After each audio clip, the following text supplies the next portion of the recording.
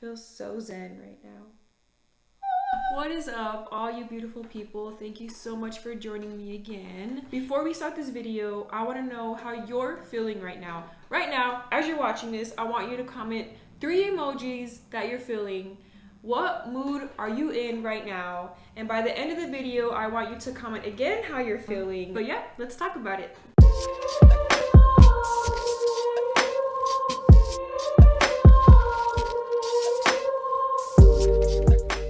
If you've ever been personally victimized by yourself, please raise your hand. You, yourself, and your thoughts are your biggest critic. But why do we sabotage ourselves? Why do self-destructive thoughts always creep in when someone asks you, tell me about yourself? How many thoughts are going through your brain? You're like, well, do I tell the truth or do I lie? What do I tell them? I don't even know myself. Who the hell am I? What do I say? these thoughts are what set this domino effect of us starting to believe someone we're not. You don't even recognize your reflection because these self-destructive thoughts have just become a habit in your daily routine. But where did they come from? All of our self-destructive thoughts come early on in our life from our family, our friends, our peers, and then it turned into social media and the news and movies. And we feel this social pressure to be put in these specific boxes. And if we aren't within the lines of that box, we begin to be the deviant of society. You begin to feel like you have to fit in this certain mold. And somehow society makes us believe that if we don't fit in this mold, then you have to change how you are. You have to do A, B, C, X, Y, and Z to be the best person in life. I think it's the person that's beginning to realize you're too big for this box. Your thoughts are trying to tell you that you are too big to fit in this box, so get the fuck out of it. And that uncomfortability begins to set in. And a lot of these messages that are coming from our friends, from our family, they do mean well. But no one knows who you are. The only person that knows who you are is yourself. So that's why it's so important to overcome these self-destructive thoughts. We have to stop sabotaging our success, and success is different to every single person. But again, when you start to realize that you are too big for this box, you're gonna find a way to get out. So I want to talk about the ways to overcome these self-sabotaging thoughts, because I know it's constant and it happens over and over again. This is how I've gotten myself out of panic attacks and just going down a spiral of negative, self-destructive, horrible thoughts. So let's get into it. Let's talk about it. So the first thing in overcoming self-destructive thoughts is calling it out, acknowledging it. Acknowledge this thought that you've just had and don't dwell on it, but just see it. It wants to be seen. Everybody wants to be seen, and your thoughts want to be seen. So acknowledge it. The first, most important step is knowing who you are. And in order to do that, you have to acknowledge yourself. Acknowledge who you are. So when these thoughts creep in, just acknowledge it. Don't ignore it. Don't reject it, because all in all, it does have a message behind it. So once you've acknowledged your thoughts, I just want you to take 3 big breaths.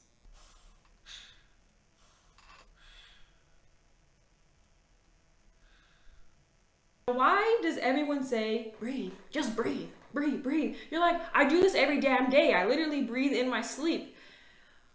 But the important thing, and all the studies point to the fact that taking a simple breath, an intentional breath, brings you back in the moment and almost instantaneously resets you, metaphorically.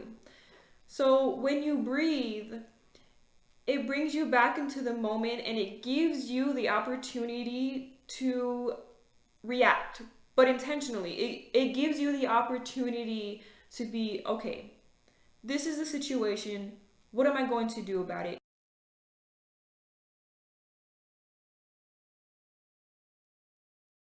After you breathe, the next thing I want you to do is check in with your body. So go first from your toes, wiggle your toes, and once they don't feel tense, wiggle your ankles and your calves.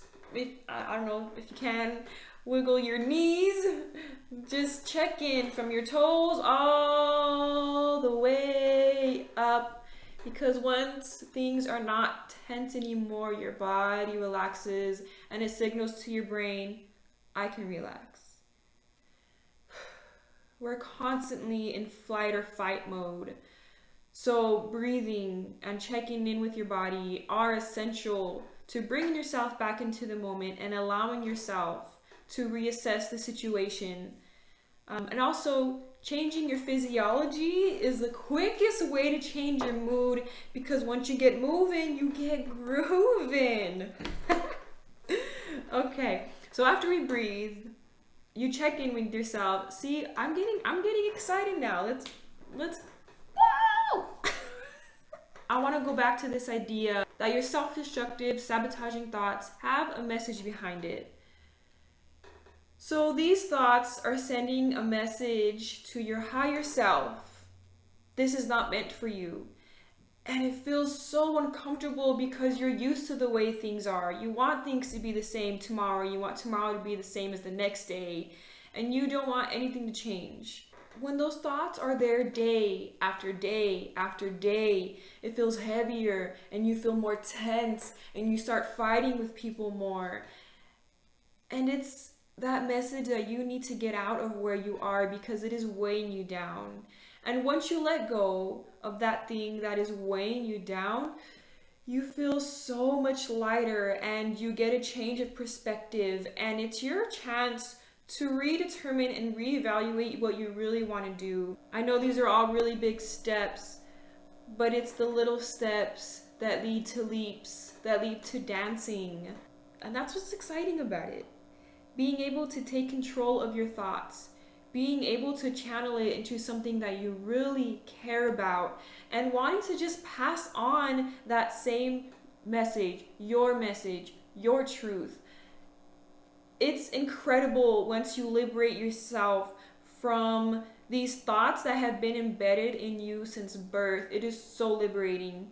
And don't get me wrong, it is a journey. Just like anything new, you have to practice until you get good at it, until you get better at it, until you succeed. Your brain is a muscle, and the more you flex those muscles, the stronger it gets. Which leads me to the next thing.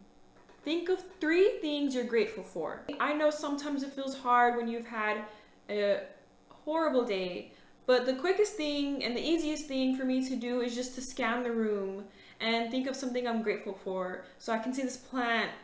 I'm so grateful I have some greenery, some life, some oxygen giving plants in my house.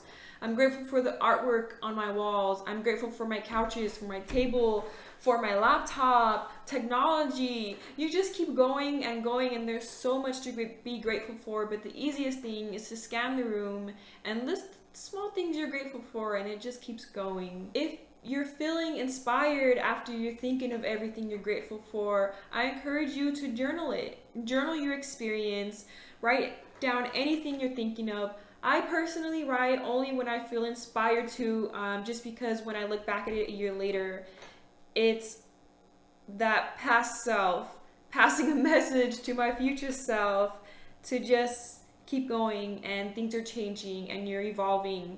So journaling is something I highly recommend, but only if you feel inspired, because sometimes if you force yourself to write in your journal, just nothing comes out. So if you feel inspired to write it down. That way you can look back at it a year later and realize how much things have changed. To wrap it all up, the next time you're having those crazy self-destructive thoughts, try to do any of these 5 things. First, acknowledge it.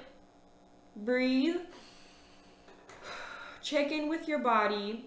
Analyze those thoughts. Even though you feel vulnerable, know it has a message. Know that your higher self is telling you that you are too big for this box. think of those 3 things that you're grateful for, and if you feel inspired, write it down so you can look at it a year later.